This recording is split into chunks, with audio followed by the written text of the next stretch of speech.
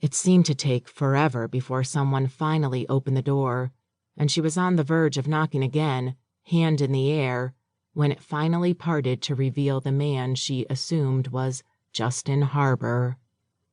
For just a second, all thoughts of any kind fled her mind as she took in the man in front of her.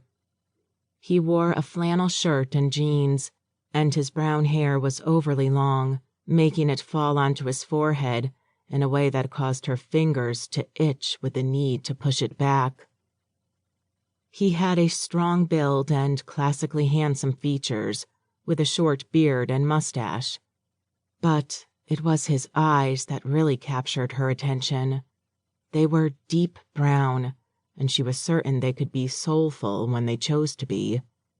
Right now, they were hard and flat, though she didn't think she was imagining the pain she saw there either. Slowly, Julia let her arm fall to her side as she waited for him to open the screen door. When it became obvious he had no intention of doing so, she drew in a deep breath. "I need your help, Mr. Harbour." He jerked, clearly startled. A second later, his gaze flicked to the sheriff, and it was clearly a case of mutual disdain.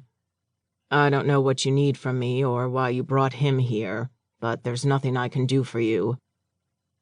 Her mouth dropped open as he started to close the door, and without thinking, she pulled open the screen door and physically inserted herself so he couldn't shut her out. "Andre Hart sent me." At the sound of his friend's name, he stiffened again, and a haunted expression entered his gaze for just a moment before his features morphed into one of aloofness. "What does Andre want?" "I'll explain that once you let me in, Mr. Harbour. He told me to remind you of Fallujah, that you still owe him for that." For just a moment, his shoulders stiffened further, and his whole body radiated rejection. She held her breath as she waited to see if he would push her out before slamming the door, or finally open it a bit farther. "Come in," he said with a resigned air as he opened the door the rest of the way. She had been braced against the frame to keep him from closing it, and it upset her balance, causing her to stumble forward. He provided a steadying hand on her arm, but let go as soon as she was on her feet again. "Hurry up." Once more she turned to the sheriff. "Thank you again for the ride, Sheriff Finch." He was frowning at her. "Are you sure you want to stay here, ma'am? I can't guarantee your safety if you enter there voluntarily." It was an ominous warning, but she already knew she didn't have any other options. She simply straightened her shoulders and nodded her head.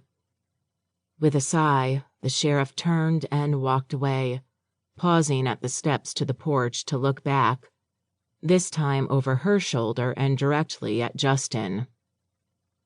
"I've got my eye on you, Harbour. If anything happens to this girl, I'll finally get you."